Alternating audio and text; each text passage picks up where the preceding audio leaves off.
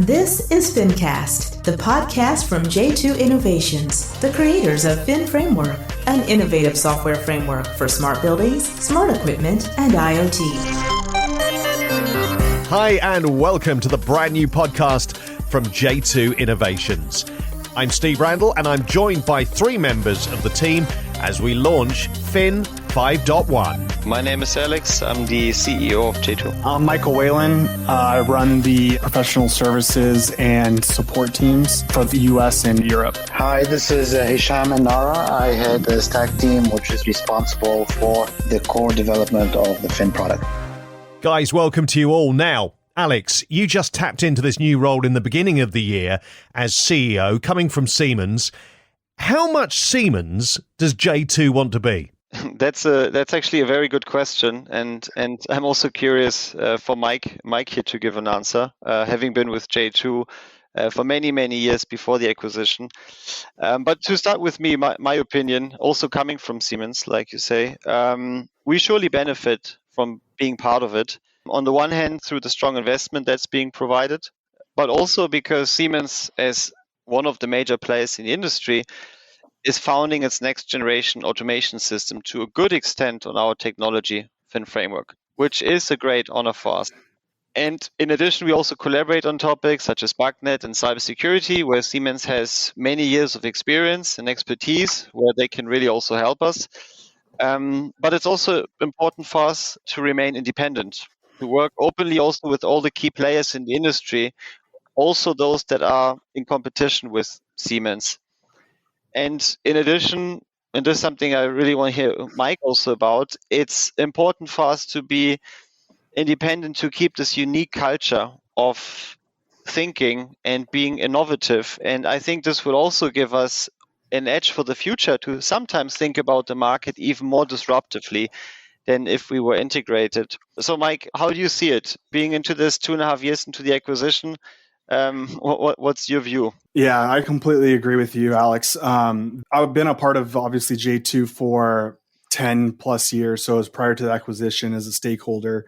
And one of the key things that we were able to do was be innovative, not be, strapped down, which sometimes usually happens when acquired by a large company such as Siemens.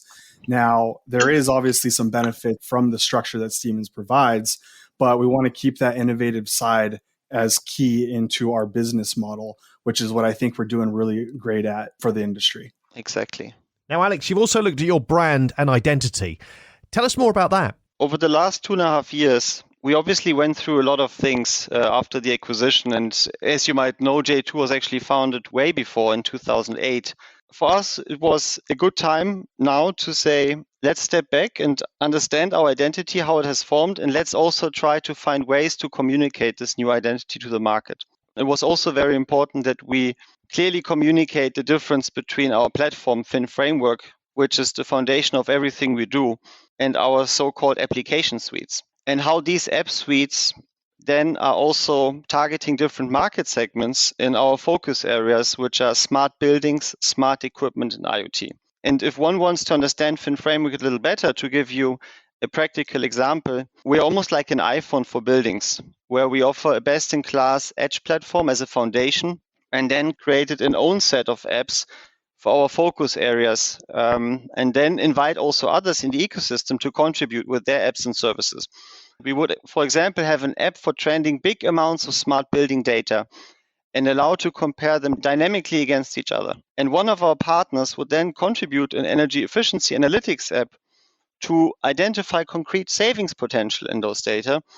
And then we would again come in with our own app, such as the scheduler, and in the last step, based on those recommendations from a partner's analytics app, make the required changes in a building automatically. So essentially, an end user can be confident that they have a suite of apps that work properly together without having to try and find kind of third-party integrations, because that's already been done for them. Exactly. I think I could not explain it any better. Yes, correct. And so moving on to 5.1, Fin 5 was launched in 2019. How does 5.1 fit in to what you believe are the key new market requirements? I'll leave the details to Mike and Hisham. They can give you even better insights. For me, there is two highlights. We will have this new BACnet connector where we also collaborated with Siemens. This will allow us to be able to certify for BTL. And that once again emphasizes for us, it's really important to play in the traditional building automation market with the traditional weapons. And BACnet is a key in this environment.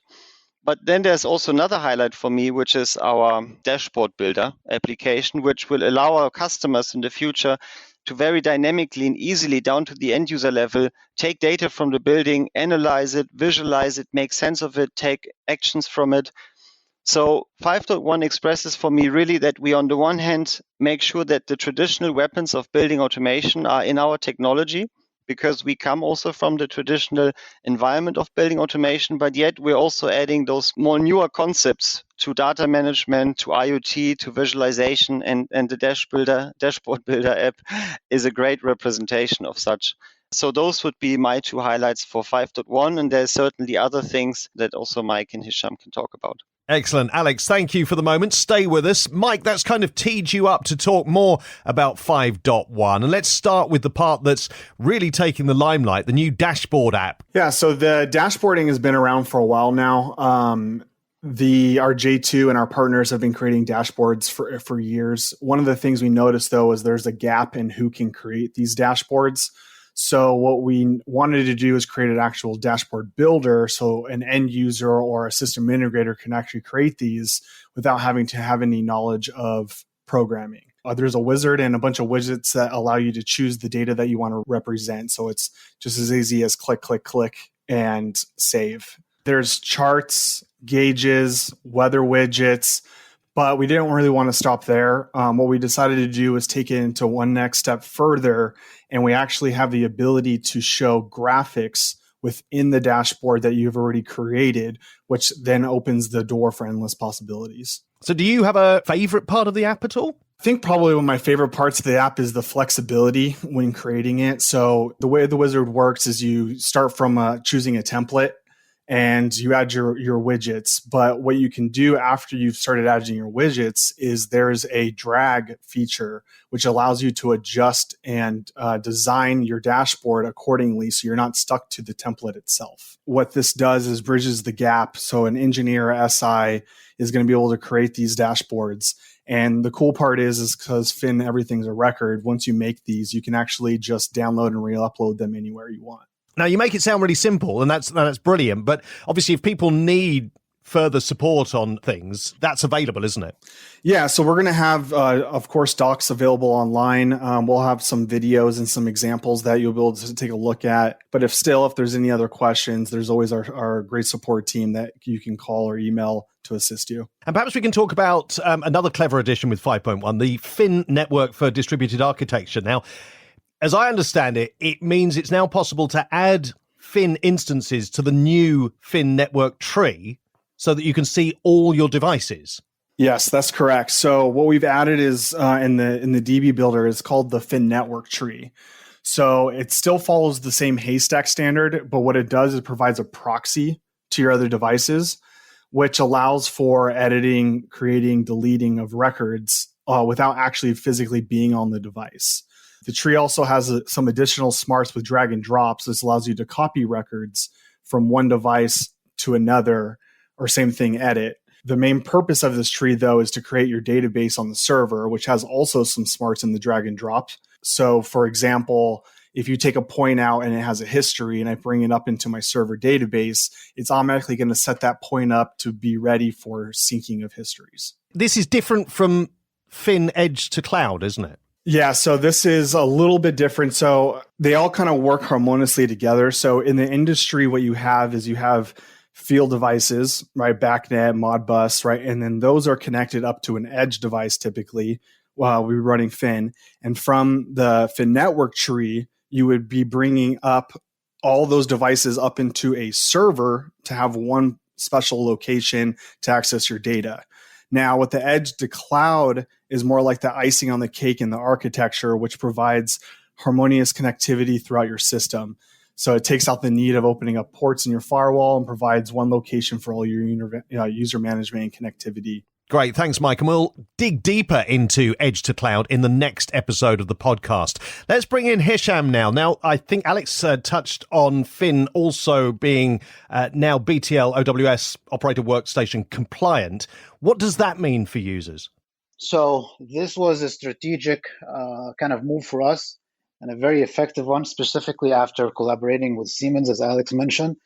They provided us a lot of expertise, which was very helpful, and allowed us to officially now apply for the OWS certification. I think this will be a huge advantage for our customers because now we can guarantee 100% that all the objects, properties, and methods that are provided by OWS level are supported in our new connector.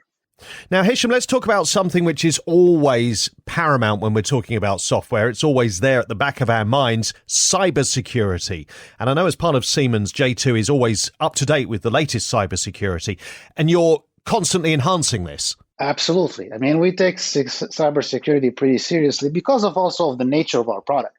Fin as a product, it's as a platform, it works on embedded devices, controllers, servers, even in the cloud. So it makes it a little bit challenging and actually makes security one of our high priority always. Now, the whole point of this podcast is to explain more about this latest rollout, but what do customers or end users need to do? One of our targets is to make always, actually, not just for 5.1, but always to make upgrades for our customers as seamless as possible.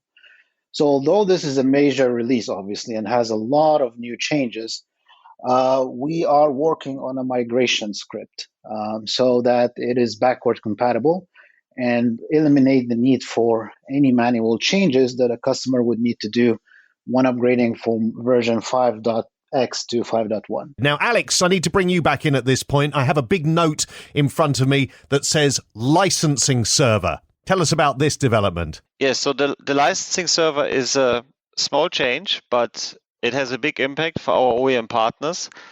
In the past, our OEM partners would go to us and through email communication ask for their licenses. We would create them and provide them back to our partners to then bring them on the project. And we're now adding an interface where our partners can directly go to the portal that runs in the cloud, issue their own licenses, and bring them to their projects. So it's a simplification of our processes towards our customers. It simplifies also the way we're doing OEM business. And the nice thing is because the licensing server is part of our cloud environment, it also works together nicely with our Edge to Cloud offering so that going forward, we will be able to even further simplify the processes and at some point even go to cloud-based licensing. Alex, Hisham, Mike, thank you so much for joining us on the first episode of FINcast to talk about Fin 5.1. Thanks for having us. Thank you. Thanks for having us. You're welcome. And thank you for listening to this first episode of the FINcast. Next time, we'll be digging deeper into Edge to Cloud. Subscribe to get the latest episodes automatically using your favorite podcast app. Copyright J2 Innovations, a Siemens company. Find us at J2Innovations.com.